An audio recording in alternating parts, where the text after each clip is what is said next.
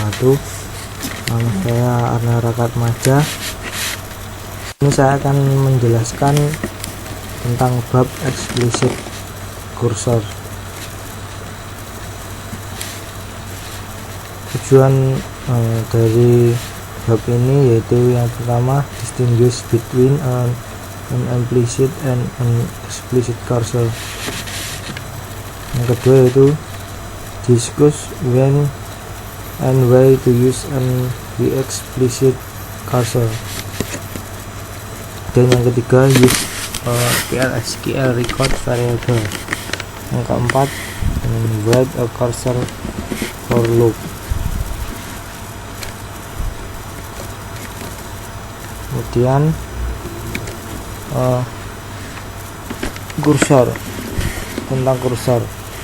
Setiap SQL statement yang dieksekut telah mempunyai kursor yang kursor sendiri-sendiri yang saling berasosiasi dengan itu. Itu ada dua kursor. Yang pertama yaitu implicit cursor, yaitu mendeklarasikan semua DML and PL/SQL select statement. Dan yang kedua yaitu explicit cursor, itu mendeklarasikan dan dinamai oleh seorang programmer. Explicit cursor function atau fungsi dari explicit cursor. Kita lihat,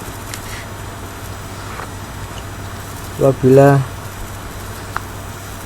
kita menunjuk ke satu tabel,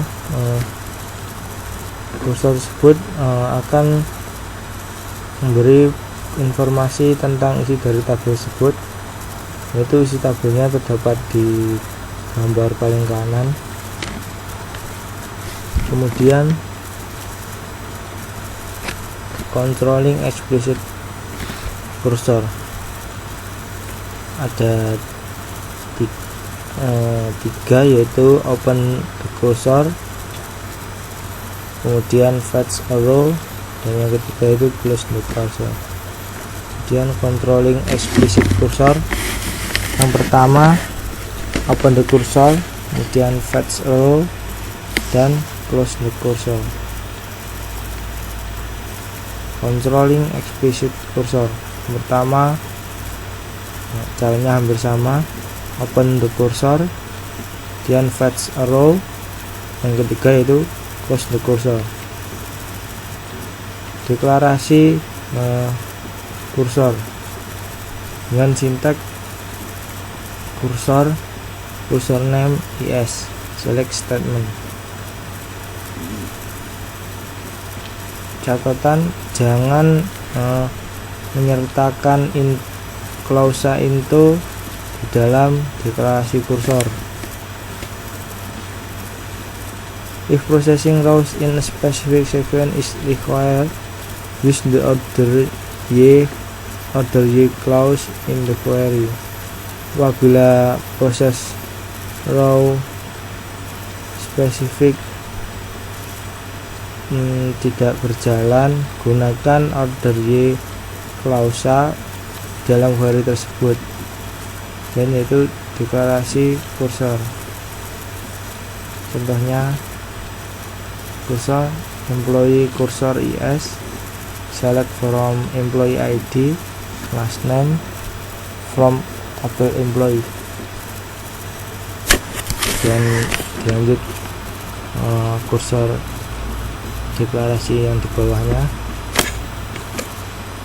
dan opening the cursor. Sintaknya yaitu open cursor underscore name.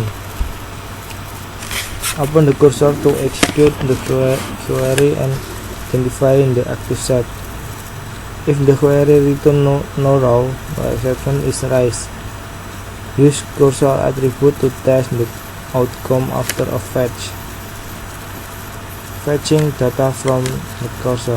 Syntax: fetch cursor name into variable 1, variable 2 until record name. Retrieve the current row values in the variable. Include the same number of variable and match each variable to correspond to the column position row. Kita lihat contohnya. Fetch employee cursor into v employee name, v name, exit when blah blah blah process the retrieved data. Jika sudah, maka end loop. Closing the cursor atau menutup kursor itu dengan sintak close, kasih cursor name. Close the cursor after completing the processing of the rows. Reopen the cursor if required. Do not attempt to fetch data from a cursor after it has been closed. Itu tutup kursor setelah proses dari row tersebut telah lengkap dan selesai.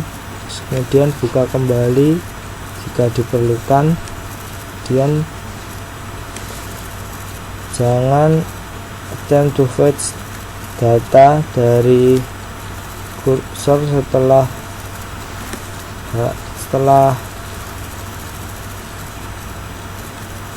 ditutup.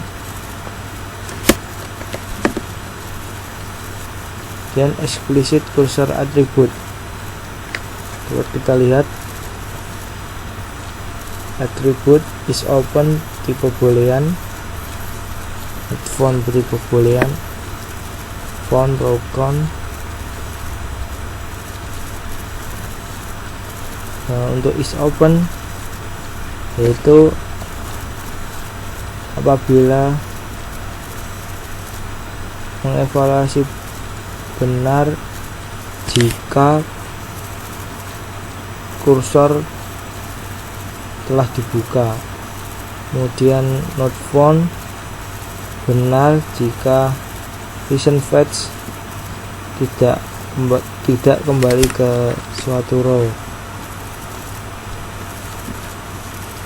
Ya, dapat dibaca sendiri. Kemudian the is open attribute fetch row only when the cursor is open.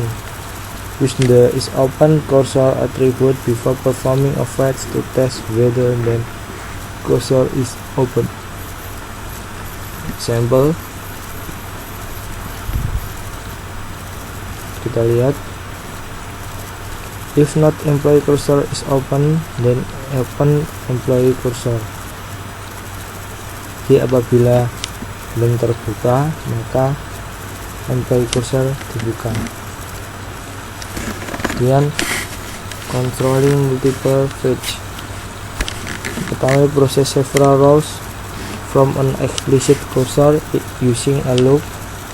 Fetch a row with range iteration. Use explicit cursor attribute to test the success of each fetch. Kemudian the not found and row count attribute. Use the row count cursor attribute to retrieve an exact number of row. Kemudian use the not found attribute to determine when to exit the loop. The not found and row count attribute. Kita lihat pada contoh gambar tersebut.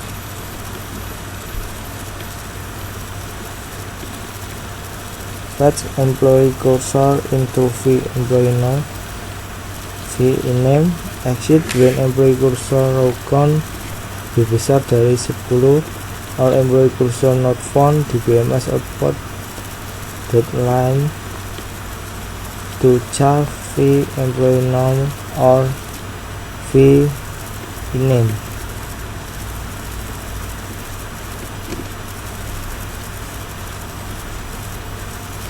Kemudian cursor and records. Process the row of the active set by fading values untuk PLSQL. Lihat recordnya, dan hasilnya terdapat pada gambar di bawahnya.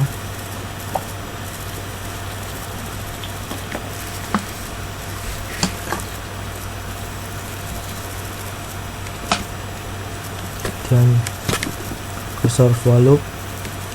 The cursor for loop is a shortcut to process explicit cursor, implicit op, fetch, exit, and close occur. The record is implicitly declared. Cursor for loop, kita lihat. Print a list of the employees who work for the sales department. Lihat sini jawabannya. Kemudian cursor for loops using subquery, tidak memerlukan deklarasi kursor. Ada gambar tersebut. Kemudian ada soal-soal yang akan dikerjakan. Pertama, jalankan skrip berikut untuk membuat tabel baru dengan nama top docs yang menyimpan gaji atau salary dari pegawai. Create table top docs, salary number 82. Kemudian soal yang kedua, buat program PLSQL untuk menyimpan data N pegawai yang memiliki gaji tertinggi. Misal N diinputkan nilainya sama dengan 5, berarti menampilkan 5 pegawai yang memiliki gaji tertinggi. Keterangan, gunakan perintah define untuk menyimpan nilai N. Lewatkan nilai pada blok PLSQL blok melalui variabel substitusi SQL plus. Jika 2 pegawai memiliki gaji yang sama, maka nilai gaji cukup disimpan sekali saja. Simpan nilai gaji dalam tabel top docs. Uji program dengan memasukkan nilai N yang tidak umum. Misal N sama dengan 0 atau lebih dari jumlah pegawai dalam tabel employees. Kosongkan isi tabel sebelum diisi dengan N nilai gaji tertinggi. Kita lihat jawabannya.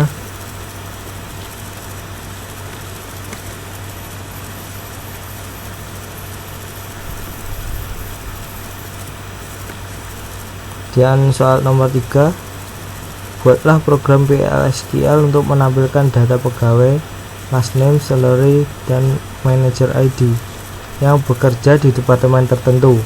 Tentukan nomor departemennya, letakkan dalam variabel substitusi. Jika gaji pegawai kurang dari 5.000 dan jika manager ID sama dengan 101 atau 124, tampilkan pesan last name, gaji perlu dinaikkan. Jika tidak tampilkan pesan last name, gaji tidak perlu naik. Keterangan, ketik set echo off supaya tidak perlu menampilkan kode PLSQL setiap kali menjalankan program. Jawaban dari soal nomor 3 dilihat di sini.